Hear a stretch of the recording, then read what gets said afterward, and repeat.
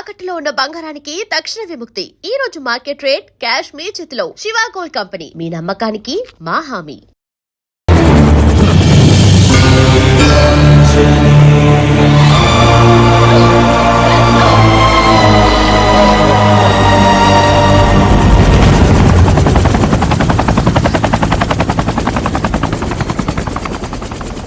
రాజ్,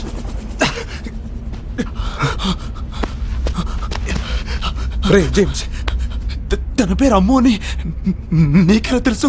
మా అమ్మ నాన్న తప్పించి నన్ను చెరి అని పిలిచేది అమ్ము మాత్రమే. ఈ $1 కూడా తనే ఇచ్చింది. అంటే అంటే నువ్వు సూర్యనారాయణ గారి కొడుకువా?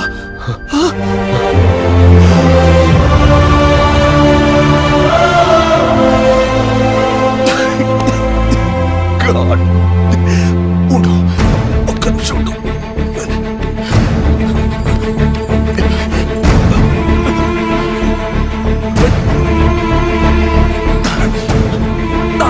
హలో నాన్న, రాజ్ ఎవరో కాదు, సూర్యనారాయణ గారి కొడుకు నాన్న.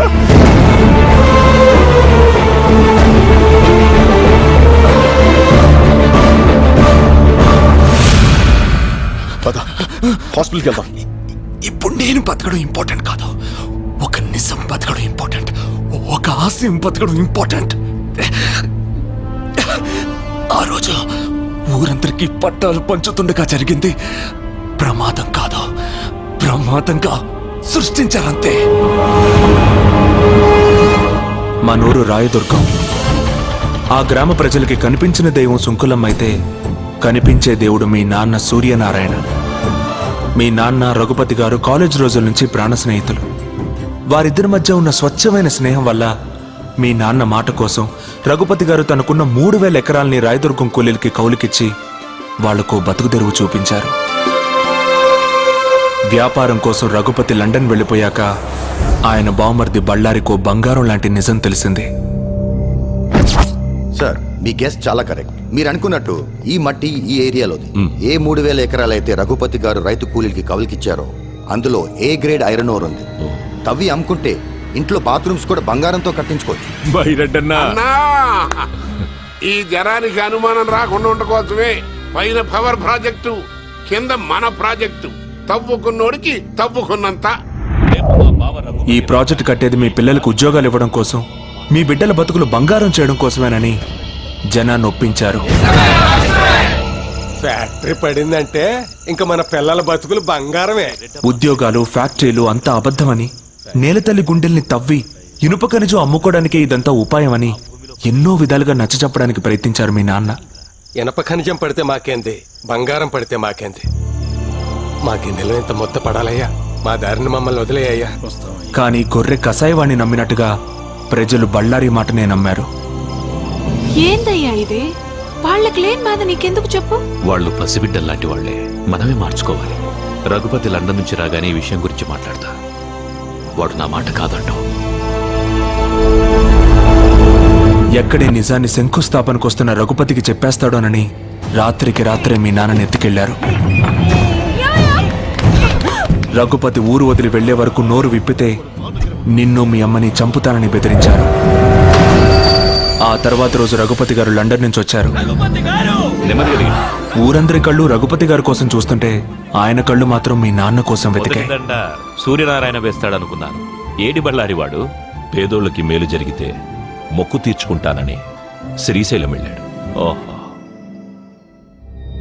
ఏదైనా ఒకరోజు తెల్లవారుజామున సూర్యుడన్నా ఆలస్యంగా వస్తాడేమో కానీ నేనొచ్చానని తెలిస్తే సూర్యనారాయణ ఆలస్యంగా రాడే అని అనుమానించాడు. ఆ అనుమానంతోనే ఇంటికెళ్ళాడు. మీ అమ్మ పెట్టిన కన్నీళ్లతో జరిగింది తెలుసుకున్నాడు.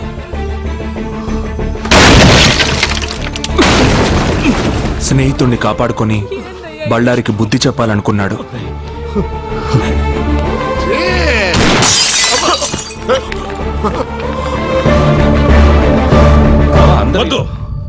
పొండి, ఊరొదిలి వెళ్ళిపోండి. బళ్ళారి అవమానంతో ఊరిని వదిలాడు కానీ బావ ఆస్తిని వదులుకోలేకపోయాడు. మన ఊళ్ళో ఈ రోజు నుంచి కౌలుదారులుండరు, పట్టాదారులే ఉంటారు. వచ్చే పౌర్ణమి రోజు నా కూతురు చైత్ర పుట్టినరోజు. ఆ రోజు సుంకులమ్మ సాక్షిగా నా కూతురి చేతుల మీదుగా మీకు పట్టాలిచ్చి మిమ్మల్ని శాశ్వతంగా రైతుల్ని చేస్తాను. మీరు అనుకున్నట్టుగా ఆ కుటుంబానికి ప్రమాదం తలపెడితే యావదాస్తి ట్రస్టుకు పోతుంది తప్ప మీకు దక్కదు. ఏ క్లాస్ కైనా ఏదో ఒక బొక్క ఉంటుంది కదంటయ్యా, కాస్త ఎత్తుకు చూడు. ఒక్క అవకాశం ఉంది.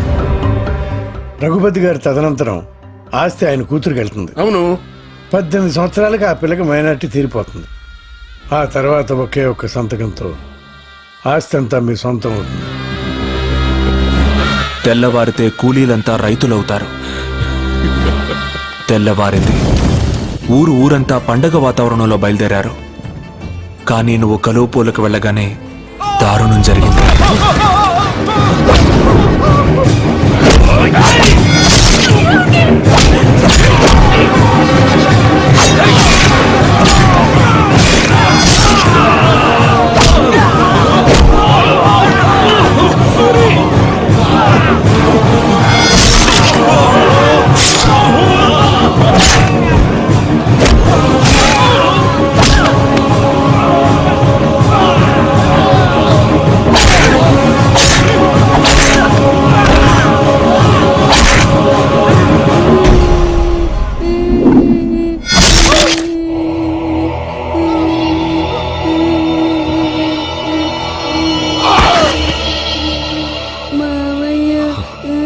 ఈ రోజు నుంచి నేను మావయ్యని కాదు, మీ నాన్నని. ఆస్తి కోసం అమ్ము నక్కును చేర్చుకుని తండ్రయ్యాడు బళ్ళారి. బతికిన వాళ్ళని బెదిరించి బాణాసంచా కాలుస్తుండగా ట్రాన్స్ఫార్మర్ పేలి ప్రమాదం జరిగిందని ఊరిని పోలీసుల్ని నమ్మించాడు. నీళ్లతో తడవాల్సిన నేల నెత్తురుతో తడిసింది. మట్టి కోసం పోరాడిన మీ నాన్న మట్టిలోనే కలిసిపోయాడు.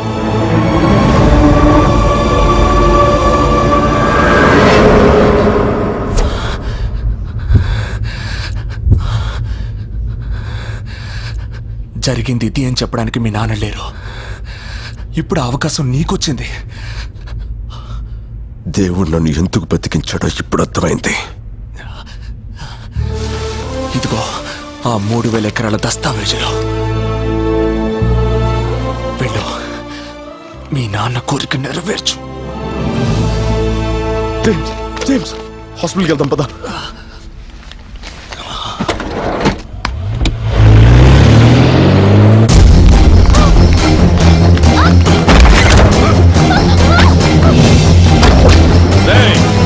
బళ్ళారికి ఫోన్ కొట్టండ్రా. ఏం పోయింది?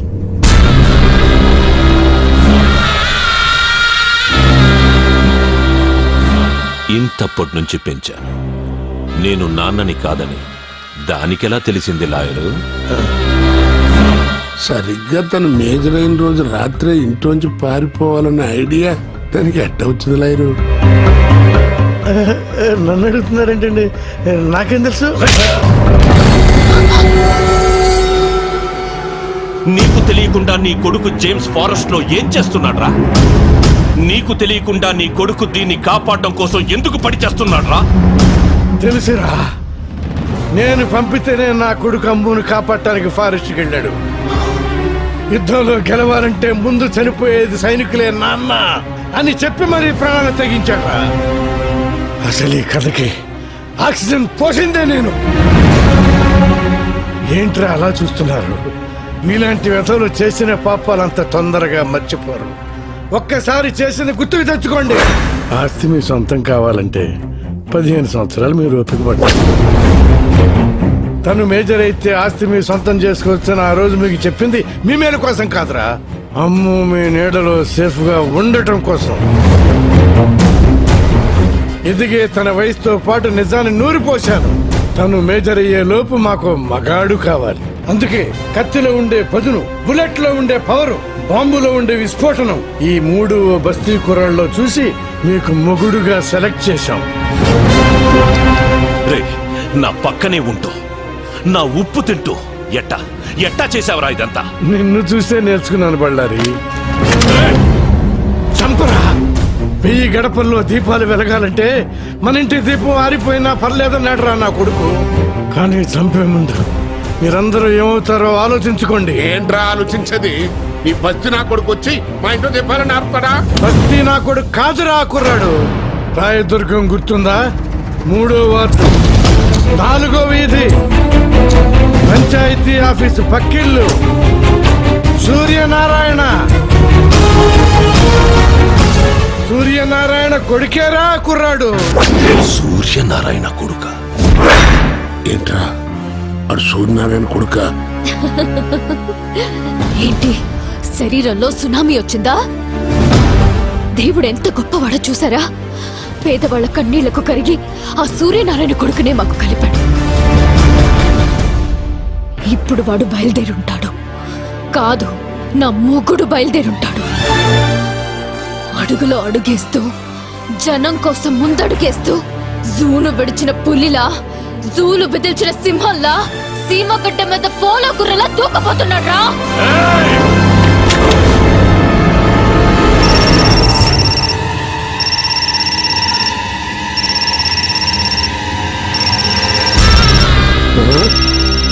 ఈ కొడుకు మాట్లాడో. ఇది వాడికి హ్యాండ్ ఓవర్ చేసిన డాక్యుమెంట్స్ తీసుకుని రాయదుర్గానికి రమ్మను. ఎక్కడి నుంచి అయితే వాడు తప్పించుకున్నాడో అక్కడే వాడిని ఫినిష్ చేస్తాం. లేకపోతే ఇది ఇక్కడే తచ్చది. మాట్లాడో. హలో నాన్న, నేను అమ్ముని తీసుకుని రాయదుర్గం వస్తున్నా. రాజుని పేపర్లు తీసుకుని అక్కడికి వచ్చేయమ్మా. అమ్ము చచ్చిపోతుందన్న భయంతో చెప్పలేదురా. అక్కడికి వెళ్ళి మీరు చావబోతున్నారన్న ఆనందంలో చెప్పా.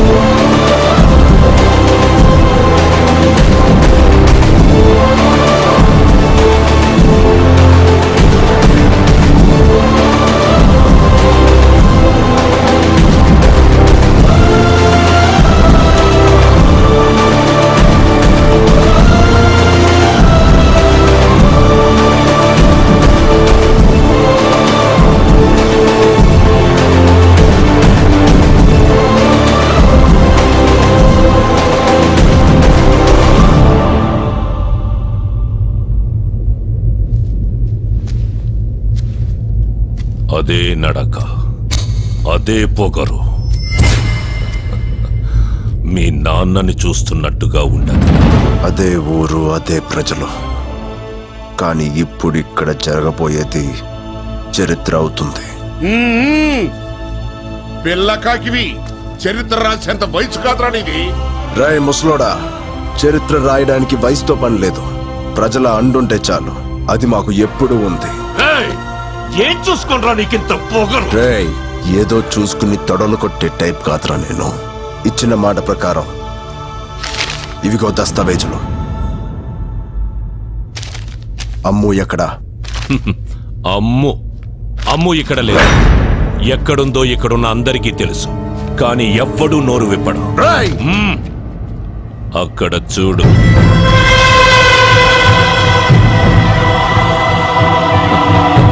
పాపం 13 సంవత్సరాల క్రితం ఇదే నేలలో కలిసిపోయారనుకున్న మీరు బతికుండారని తెలవగానే పరుగెత్తుకొచ్చినారా జనం.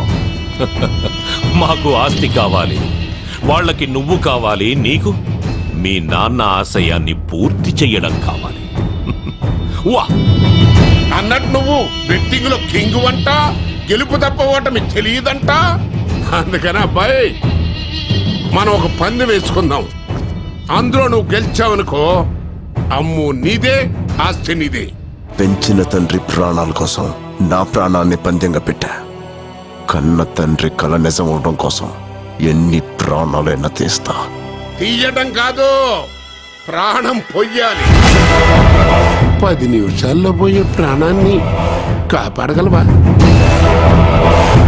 10 నిమిషాల్లో చచ్చేది ఎవరనుకుంటున్నావా?